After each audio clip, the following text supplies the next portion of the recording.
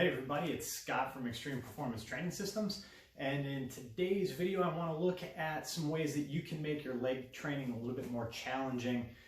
Typically when you're doing a program at home or you're working with some home-based equipment, a lot of times loading of the legs becomes really tough if you don't have access to a squat rack and plenty of weight. Eventually there's only so many body weight squats you're going to be able to do before they get boring or before you gotta just spend all day doing reps to elicit some sort of training effect. Now, if you do have access to kettlebells, if you do have access to dumbbells, you can do things like goblet squats. You can do things like, just holding dumbbells at the sides and doing squats. But again, there you're going to be limited to the amount of weight that you can hold. And if you're pretty fit and pretty strong, your legs are going to require a lot more loading than what you can typically hold. So a lot of times, for instance, a goblet squat, the limiting factor isn't necessarily the legs. It's the amount of weight that you can hold at your chest when you're doing the exercise. So some things that you could do to get a little bit more out of your leg training to make things more challenging. Now, by no means am I saying that you shouldn't do those exercises. They're great exercises. But if you're looking to just increase the difficulty of some of your lower body exercises, here's two variations of single leg exercises that you can begin to implement into your training program. Now, you can do these prior to doing things like your body weight squats or your goblet squats as a way to pre-exhaust the legs a little bit. Then your legs are going to be in a fatigued state so that when you go to do the goblet squat or your dumbbell squats, they're already a little bit fatigued, so you're going to get a little bit more out of the goblet squat and the lighter weight dumbbell squats. But these two exercise variations, one is the step up, the other is the pistol squat, or what I do is a bench pistol. But I'm going to show you, all you need is a chair, a box, a bench, anything that you can step up on. If you've got a dumbbell bench, that's going to be more than sufficient. You just want to make sure that the bench is high enough so that when you do your step up exercise, put your foot up on the bench, that your thigh is about parallel to ground. Even if it's a little bit higher, that's fine. You're going to get a little bit greater range of motion when you do the exercise. And then as far as the bench pistol exercise, you want a bench or a chair or a box that allows you to at least get your thigh parallel to the ground when you do the exercise. Now, typically with a pistol squat, you've often seen people that do them that are really strong, really athletic. They're going to do them where they go all the way down and basically sit on their ankle with their hips. And that's something that you can build up to over time. But if you've never done it before, I found the bench pistol to be a great way to progress to working yourself down in the pistol squat.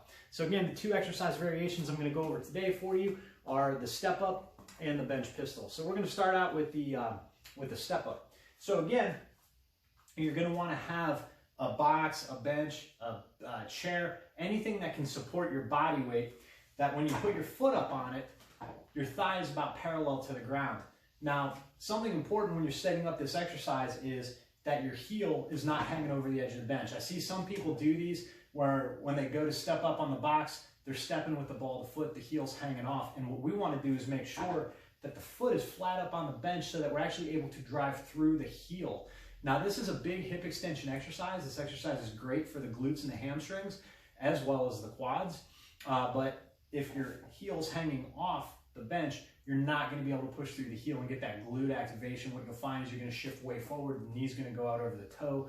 You're going to be pushing with the ball of the foot. And if you've got some knee issues, this is just going to make your knees feel worse. So when you go to do the step up exercise, make sure the entire foot is on the bench or the box that you're stepping up to.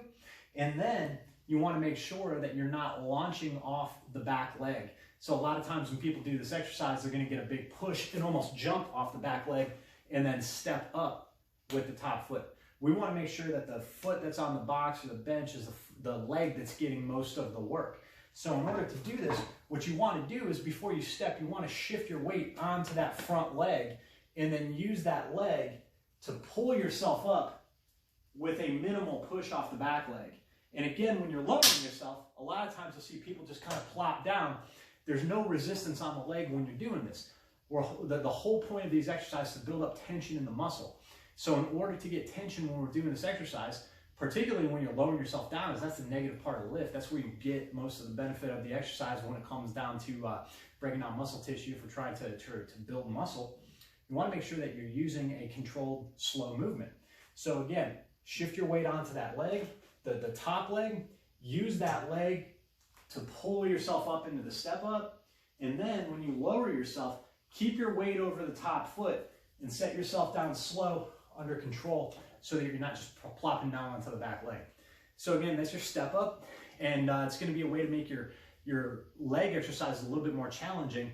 And body weight should suffice for a lot of people if you're just starting out. But if you can knock out 15 reps pretty easily with body weight, go ahead and start loading it by holding dumbbells. You can hold kettlebells. But the benefit is now you got one leg carrying your entire body weight plus whatever external loading you use, which is going to give you a little bit more advantage out of using lighter weights on this exercise than just doing endless reps in goblet squats or dumbbell squats. So again, that was a step-up exercise. I guess if you want some loading too, and you got a good assistant like I got with my buddy Chewy here today, you could always hold your dog when you're doing these. So Chewy's going to provide a little bit of a load as I'm doing my step-ups, which I'm sure he's completely miserable about, but I'd probably go with the dumbbells and the kettlebells. Say bye to everybody, Chewy. So the second exercise that I wanted to look at was the pistol squat, and specifically the box pistol or the bench pistol.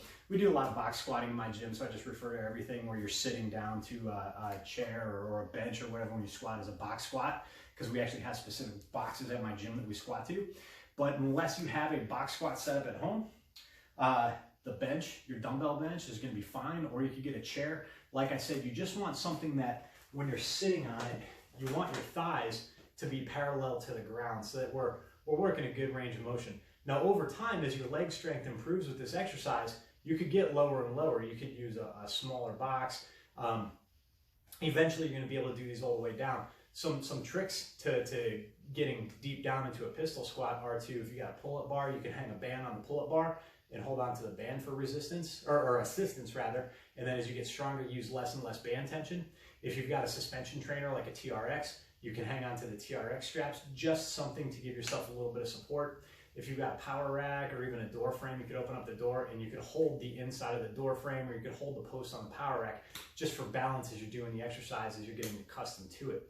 Now, when you're doing the pistol squat, it's a one-legged squat variation where you're going to hold one leg out in front of you, and then you're going to sit back into the squat, just like you would a bodyweight squat or a goblet squat or any other squat variation that you do.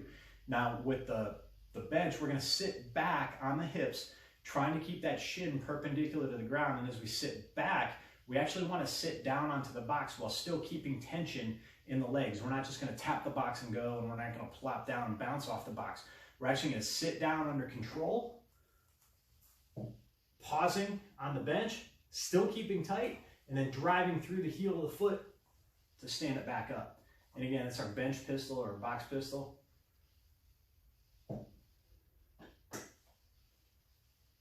Okay, so again, if you want to load this exercise, you can hold some dumbbells, you can hold a weight out in front of you. Actually, when I do the pistols, holding a kettlebell or a weight plate or a dumbbell out in front of me creates a nice counterbalance. I'll demonstrate my assistant Chewy here.